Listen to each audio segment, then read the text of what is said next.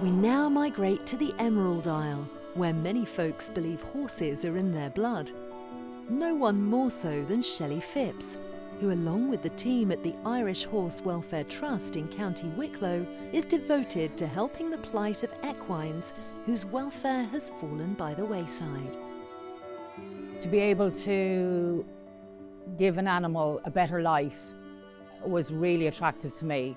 Even though it's very difficult, what you see day to day, and you see horrendous neglect, and you see very, very unwell animals, to be able to give yourself and your knowledge and to create a better life for them, it's like winning the Olympics for me. I love it.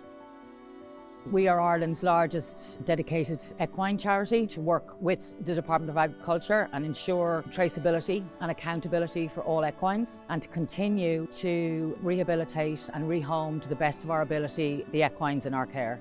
We have a great team. Our mental health influences the horses. So when you're dealing with horses that have mental health issues, it's really good if the staff are on board, positive, optimistic, enjoy and love what they do.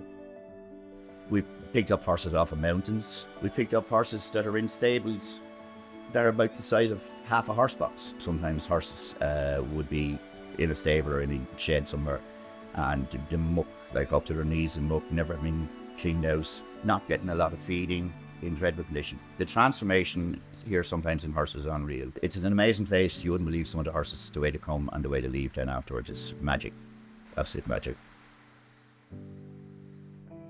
This is Ben. He's with us about a year, I would imagine.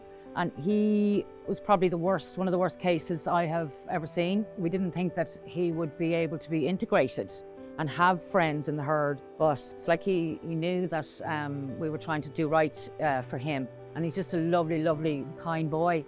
This is Merlin, and Merlin is 18 years old. And Merlin came to us again, horrific. He lived in isolation for 17 years. He was skin and bone. Merlin will stay with us and probably live his life out with us, I would think. He's very kind, very sweet, lovely boy, aren't you? When we go and rescue a horse and then bring them to the centre, it's almost like we have to start with an apology.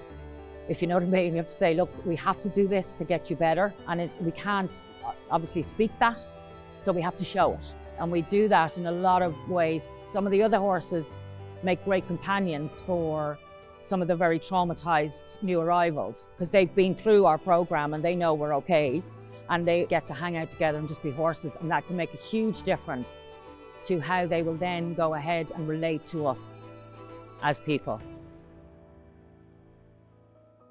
I provide massage musculoskeletal therapy to the horses, which works with fascia, which is under the skin, and it helps to relax them mentally and physically. It helps to improve their anxiety. A lot of them are very guarded. They don't really want you in their space, so they need to get used to the fact that the touch is nice for them and it helps them. Oh, it's a brilliant feeling. It's very, very rewarding, especially when you get to the point where you open the stable door and they actually come over to you for their treatment. Horses are very individual. It's like people. Like, for example, if we have a horse that is in very bad physical shape, obviously that's feeding, worming, all the things that you do to try and build the horse back up into good health. And then we'll work on the mental side of things. And we have some nice techniques here that we work with to help with their trust in people again. In daily life with a horse, they have to do things that doesn't come naturally to them. Good girl, yes. So when we give them all sorts of obstacles to overcome, and it's in a safe environment, we're building trust all the time. Dakota is, she's a 3-year-old. When she arrived, she was quite terrified. She was terrified of her own shadow. What I did with Dakota, you'll see here, I did a bit of hand targeting. So if I put out my hand, she will lower her head. Yes, and let me touch her. She was very head shy. So she will lower her head and let me touch her head. And it's actually a good way of maintaining focus with her. Yes, good girl. You're doing it with your heart in your hand, right? So your heart is in your hand and your energy that you're giving them is just, I want the best for you. I want you to be better. And I don't use ropes and I don't use I don't use any sort of physical force in as much as is possible. So I'm just going to ask her to come over again, and she's just following me and my body language.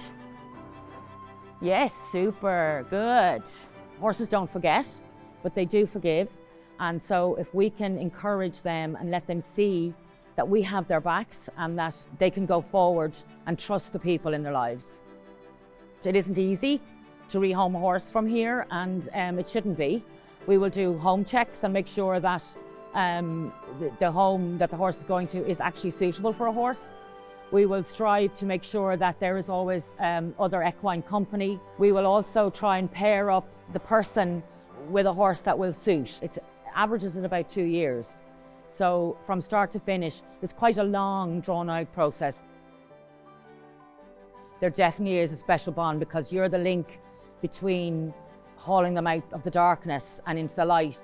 When it's time for them to go to their new homes, it can be heartbreaking because you've invested so much. We go through heartbreak regularly. It's in a good way because they're going off to a better life. When I see a horse on the road to recovery, I suppose the feeling would be humbled. I feel, you know, the fact that I'm a person and people have done what they've done to them and they are willing to cross that gap and that bridge to trust again. Amazing.